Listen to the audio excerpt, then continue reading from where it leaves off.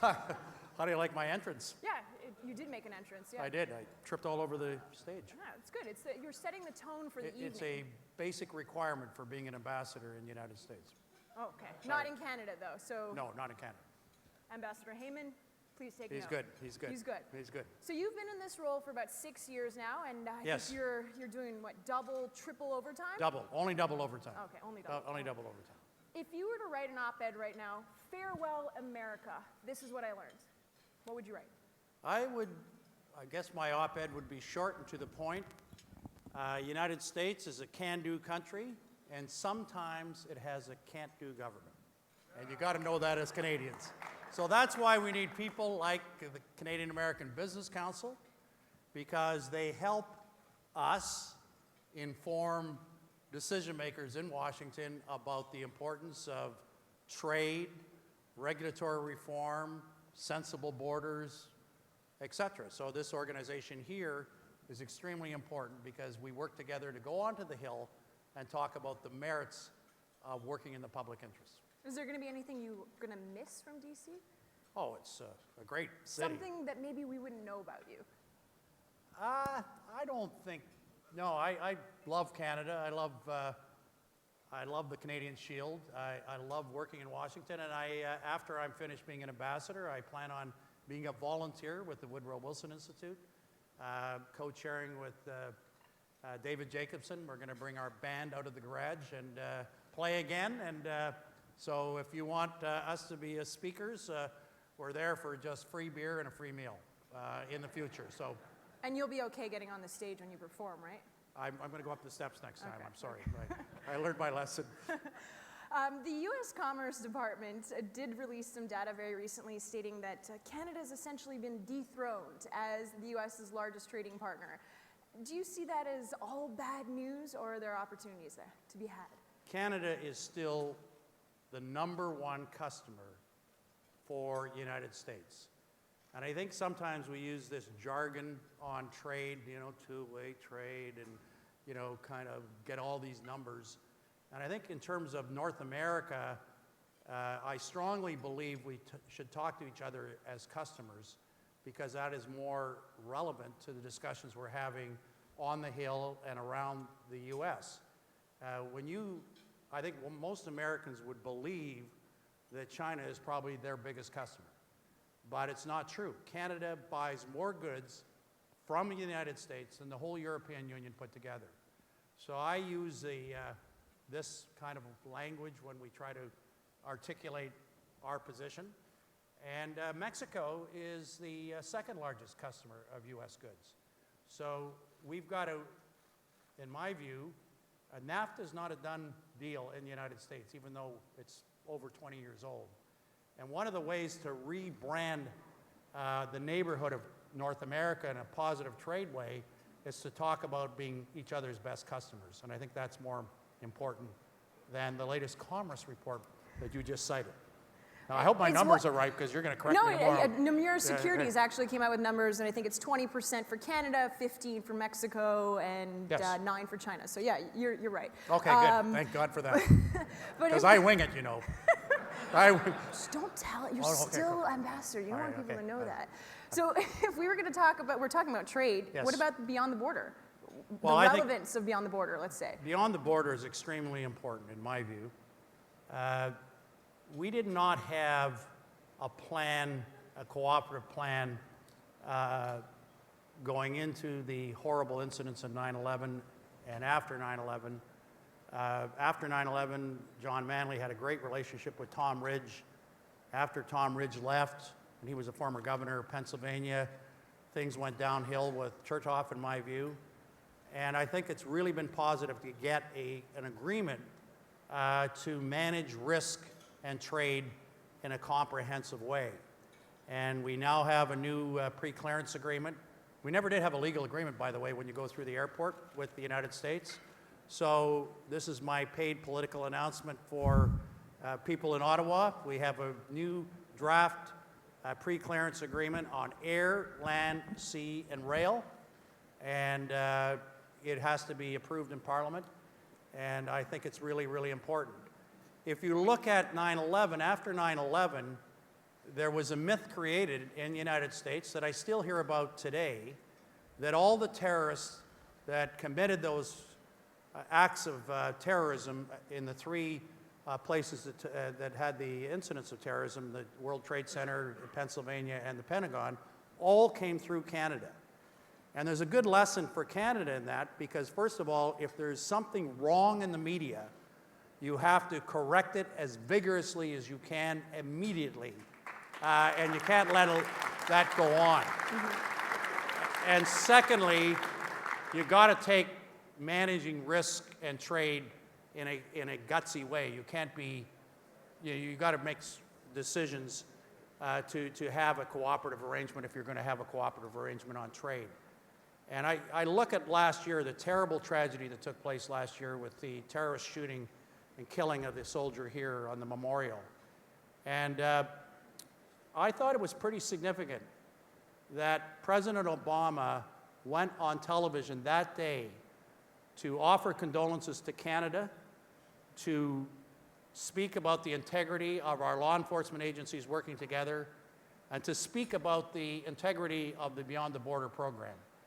And that, when we look back at 9/11, we didn't have a U.S. leader standing up talking about the integrity and partnership of Canada and the United States.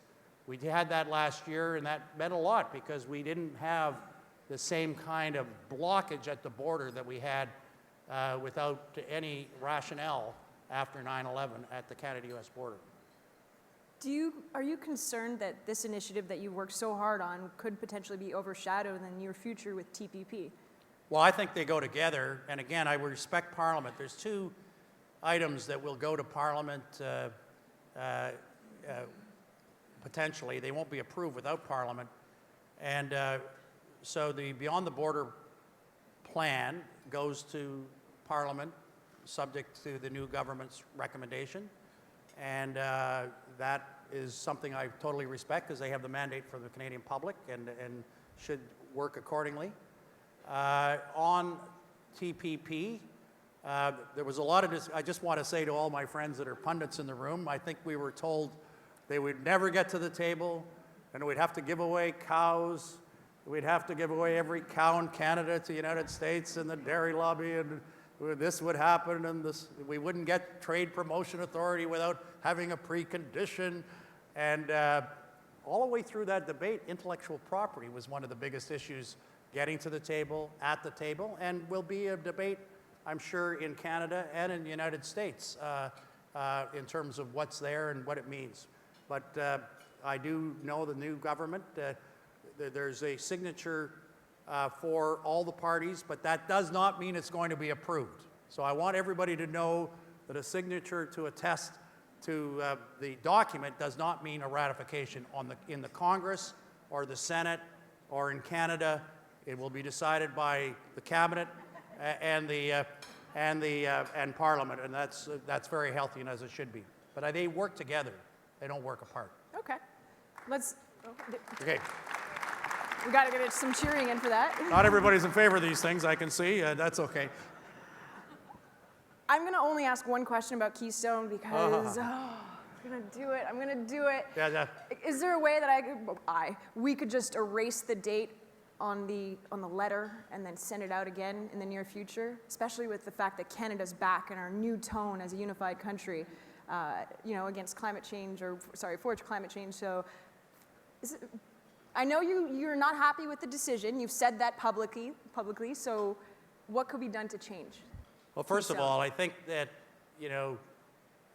the announcement that was made in Paris this last week with investments, a doubling of investments with the private sector and the public sector into R&D and innovation was a great, great announcement for cleaner air, cleaner water, and for cleaner energy.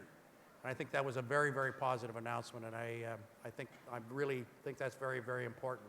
Secondly, on North America, we, in my view, have to work together beyond partisan politics on energy efficiency, which we did with light vehicles, energy renewables, which we just had an announcement on hydro in the EPA rule on Coal plants didn't get the same media coverage as Keystone, but it will be very important for renewable energy, particularly in northeastern United States.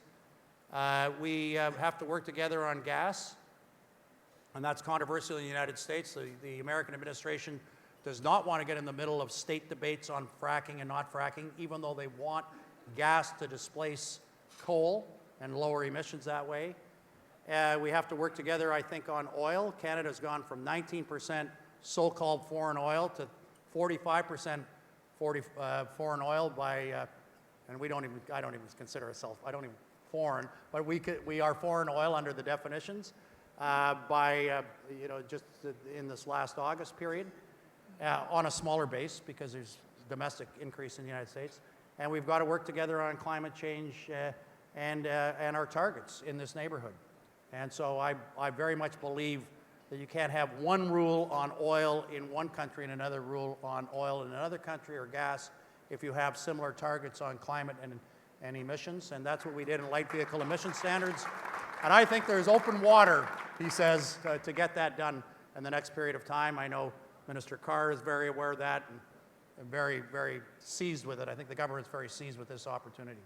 What are you hearing in Washington right now with the tone that Canada has been taking as of late?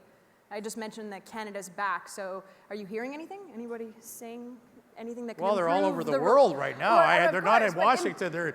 It's like a... the relationship between the U.S. and Canada, that's the reason why we're here this evening. There's very positive media in the United States, and I think you know that.